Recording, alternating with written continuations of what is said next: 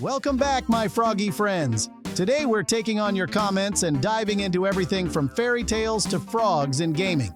Wool, you've got the list. What's first?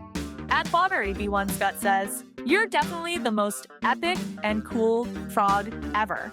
Bo Berry, you're absolutely right. Being this cool takes work, but hey, it's worth it. And don't forget to hit that like button while you're here. It's free, fun, and keeps this frog rolling.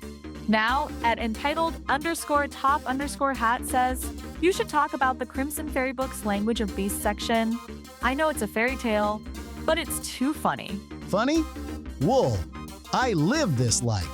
Humans think animals talking is hilarious, but it's just Tuesday for me. Last week, Gary the Pigeon gave me a lecture on urban flight paths. Real riveting stuff. The Crimson Fairy Book is a treasure trove of fairy tales, and Language of Beasts is one of its best. It's all about humans magically understanding animals. Cool concept, but I've got news for you. Talking animals are the norm in my world. Frank, isn't it hard to animate animals talking in 3D? Absolutely. Bringing us to life involves a ton of blend shapes and rigging magic. My mouth movements? Flawless thanks to some hard-working animators. Every eyebrow raise, every smirk. It's all crafted in Maya or Blender.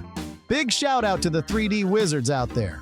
At entitled_top_hat also asks, "I'm excited to see how the open world works, but I hope it's not too laggy for my Xbox." Great question. The Xbox Series S might not have the horsepower of a PS5 or Series X, but Rockstar's Rage 9 engine is designed for optimization. Think GTA 5 on PS3. It ran like magic, even with outdated hardware. Here's how they'll do it. By adjusting graphical settings like ray tracing and texture quality, Rockstar ensures everyone gets a smooth experience. Plus, procedural generation in Rage 9 means algorithms handle repetitive tasks, freeing up resources for performance tweaks. Do you think it'll feel the same across all consoles? Not exactly. The Series S might lose some visual flair like reflections or dynamic lighting. But trust me, the gameplay will be just as immersive. And hey, if it lags, blame the squirrels. They're always chewing on cables. Frank, what are your favorite games starring frogs? Let's hop into gaming history. First, Chrono Trigger. Frog is a cursed knight with a sword. Absolute legend. Then there's Ribbit King. Golf with frogs? Genius. And Frog Detective, solving mysteries while looking adorable. Pure gold. And let's not forget Ghost of a Tale. You play as Tilo, a sneaky frog exploring castles. It's beautiful and packed with emotion. Speaking of beauty, creating Tilo's movements relied heavily on motion capture, a 3D animator's dream. Any 3D fun facts about these games? Sure, Frog's sprite animations in Chrono Trigger inspired later 3D models in remakes. And in Frog Detective, the subtle expressions use inverse kinematics for natural head tilts and gestures. 3D isn't just technical, it's storytelling through movement. I think they're onto something.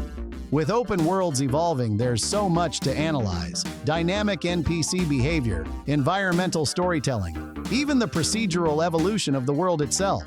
Imagine a city that grows as you play. Any examples of this in 3D design? Absolutely.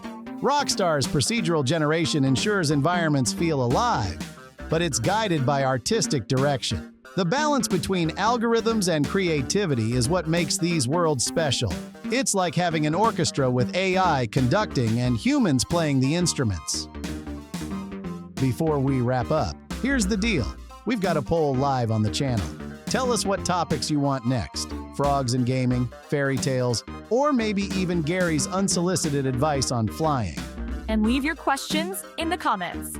We'll answer them in the next Behind the Frog. And don't forget to like, subscribe, and hit the bell. It's free, it's easy, and it helps this frog keep hopping. Next week, we're tackling Rockstar's multiplayer secrets. Trust me, you don't want to miss it.